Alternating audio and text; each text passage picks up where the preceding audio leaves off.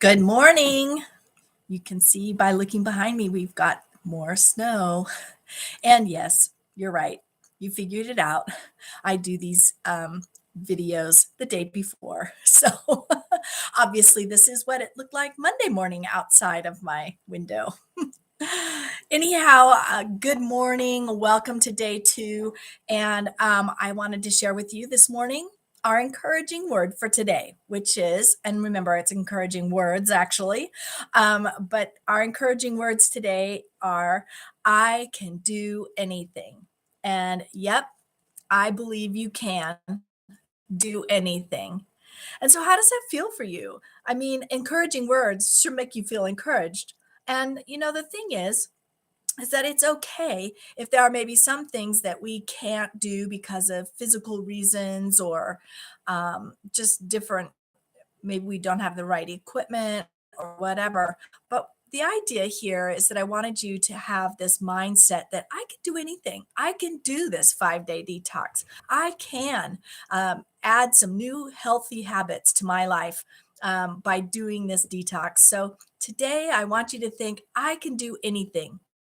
And I especially can make this detox happen for myself and learn about how to add healthy habits back into my lifestyle.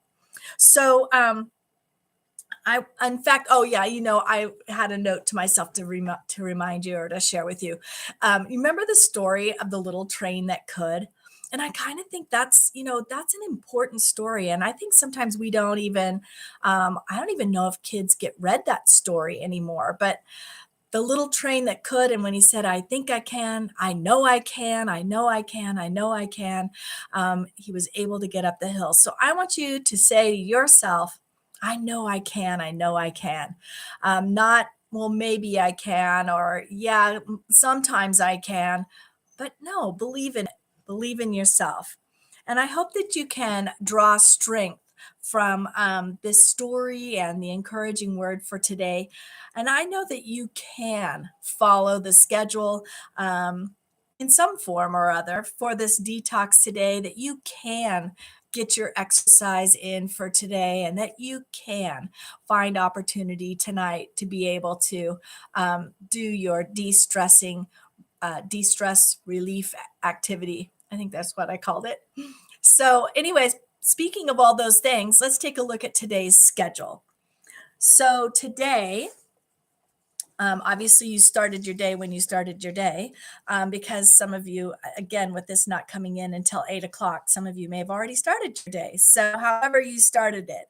And hopefully there was an opportunity for you to exercise before having breakfast. Let me know in our little chat group, our text online, how's that going for you? Are you able to fit in a little bit of exercise of some sort prior to starting your day or prior to having your breakfast? Be interested in hearing from you and see what that's like for you. And then breakfast this morning. How do you like those parfaits? So this morning, you should have tried our new, let's see, what was it called? Pomegranate chia parfait. I don't know. That's the other thing I'd be interested in. Are you able to find the pomegranate arrows in the store? I know it's a little late on the pomegranates, but sometimes they still have those arrows. If not, remember, you can always add like frozen blueberries or whatever. Um, so that's breakfast. And then it says lunch, mindful eating, eat your lunch sitting down. That's right. How many of you eat your lunch in the car, eat your lunch standing at the counter? But we want to slow it down a notch when we eat, and we want to taste our food. Slowing it down when we eat actually helps you better digest your foods. So let's slow it down when we sit down, by sitting down and eating and mindfully tasting what it is we're putting into our mouth. So today at lunch, you should be experiencing some wild rice and arugula salad with the yummy sourness of grapefruit. And I like to take the grapefruit and peel it and just kind of eat it like an orange. You can do that, believe it or not, especially with those yummy Texas red grapefruits. Those are yummy, and you can eat them just like an orange. Um, and again, if you, I think one of I do want to remind you, if you are taking medications that limit your ability to have grapefruit, feel free to have an orange. That would be good as well. This afternoon, get out and exercise. And I don't know how many of you have opened your exercise worksheet that I attached to the email today. But yeah, what do you think about snowshoeing? I'd love to hear some comments on that. I'm looking forward to the snow stopping so that maybe I can put on snowshoes. And if I don't snowshoe, I guarantee you I'm going cross country skiing out my back door. So, yeah, something like snowshoeing during the winter is another exercise. It's really good for building leg strength. I do want to remind you, if you do choose to do um, some snowshoeing, that you plan a shorter trip rather than a longer first trip if you've never done it before, so that you can, because it is kind of like running in that it is very aerobic. So take it easy, go slow, and enjoy yourself. Take plenty of water with you because you will get hot and sweaty, and you don't need to really bundle up a lot when you go out cross country skiing, or even or snowshoeing, because you're really getting a workout. It's really good for your body. But take it easy. Moderate exercise. Remember that, moderate exercise. Okay, for dinner tonight, we are looking forward to our quinoa bean bowls and greens with a little side of sauerkraut. So hopefully you picked up some sauerkraut at the store, or you've made some recently, so that you can have that side of sauerkraut this evening. Um, this evening's de-stress, let's see, what did I want to, oh, I know what else I wanted to tell you. So besides exercising, one of the things I wanted to talk to you about today has to do with your meals. And so it's called, it's using your hand for meal proper portions, meals, portions and sizes of things. So some of you who have coached with me before actually know this, and it's a review. And those of you that haven't, here's something new for you. So when you're wondering, gosh, how big of a piece of chicken should I have, or how big of a steak, or how big of a meat protein I should have, you hold up your hand like this, and this area right in here, this is how big it should be, the palm of your hand. And we're all different sizes. Our hands are all different sizes, but the thing is, it still works. You still want the palm of your hand. It's kind of like when you go like this, that's approximately the size of your heart. And since we're all different sizes, our hearts are all different sizes too. Kind of makes me think of the story of the Grinch, right? And how his heart grew 3 sizes that day. Anyways, I'm just silly like that. All right, the next one is a closed fist. And if I point it forward to you, this area right here, this is approximately a half a cup. Excuse me. And that's how many nuts you want. Nuts, or nuts and seeds. Okay, that's what we're going to use that for. Nuts and seeds is this amount right here. It's approximately, like I said, a half a cup. And if that's too much to eat in one bite, don't. Just have what you need. The next one is still a closed fist. So this whole closed fist, that's about how much rice or whole grains you want in a meal. If you're going to add rice or grains to your meal, that's about how much you want, or less. Okay, it's not necessary to have a starch with every meal. I know that was something that was really driven home quite a while back, but especially if you are diabetic or pre-diabetic, um, you really don't need to have any of this in a meal. But starches like whole grains and rice, we're going to stick to just having a fistful. The next one is thumb. And we're going to go from here to here. Oh, if I don't stretch it so hard, it doesn't make that kind of fun. Do you have a thumb that does that? Did you know this is a genetic trait? Anyways, thumb from here to here is about 2 tablespoons. And that's about how much nut butter to have in a serving, or if you're going to have some for a snack along with an apple. So that's your measurement. That's about 2 tablespoons worth.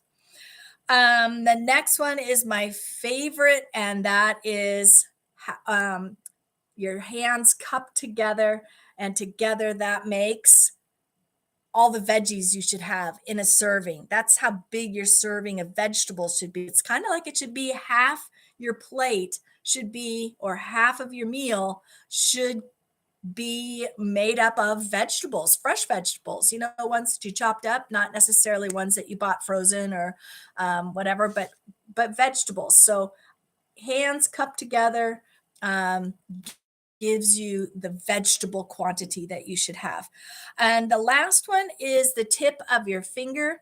And this is how much butter, and I usually like to say grass fed butter, that you put on toast, or if you're going to have a slice of bread um, with your meal, that's how much butter you would want to put on.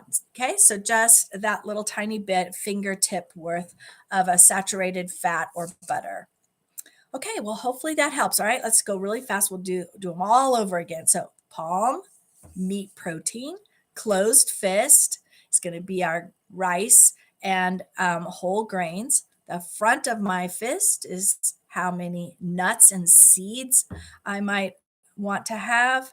My thumb from here to here is how much nut butter, if I'm going to have an apple with some nut butter. And here to here, just this tip of my finger is how much saturated fat or butter I can have. All right, hopefully that helps you when it comes to figuring out your portion sizes for things, and makes it easier than having to necessarily go grab something, especially like if you're out to eat, right? um, the next thing I wanted to discuss with you on our list from 8 to 9 o'clock tonight, that evening de-stress activity tonight is a bath. And some of you may be going, oh, I hate baths. I don't take baths. But the idea is to have a relaxing, soaking bath. And if you don't take baths, and that's just not something that appeals to you, I recommend that you take maybe a little bit longer warm shower and use some of the essential oils and things. If you don't have a shower diffusers, I have a photo of it, of one in the handout that's attached to your email this morning. If you don't have a shower diffuser, you can just put this a couple of drops of the essential oil and in your on the bottom of your shower, and I like to put it over where the water doesn't really hit real hard in your shower. So it could be at the very back, someplace where you're not going to stand, because essential oils are oils and they can make things a little bit oily. So I put it, you can even put a drop or two on the side of the shower, like on the tile or the back part of the shower. The idea is that it's going to mix, those essential oils will diffuse in and mix in with the steam that's in your shower or your bath, and you'll be able to benefit from those oils that you use tonight. So take a look at that handout, read it through, and see what it is that you can do regarding stress tonight. And then remember to make sure your room is dark before you go to bed. That means, that it's free of blue or white lights. Those are the two that actually can wake you up. Your pineal gland right here will sense those colors of lights and will think that it's time to get up. And so we'll start sending the messages to your adrenal glands to produce cortisol, and then you have a hard time going to sleep. So again, for your pineal gland, make sure that you have the blue and white lights turned off. So the red ones are fine.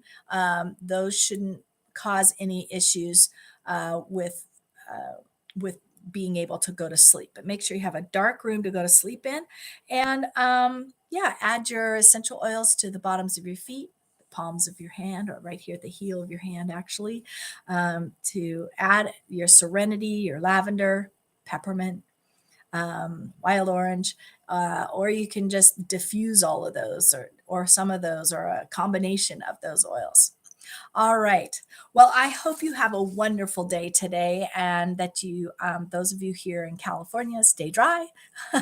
And those of us up here in the mountains, that we stay safe and are able to get out to get to the grocery store if we need to get something. But, you know, we did our shopping on the weekend, right?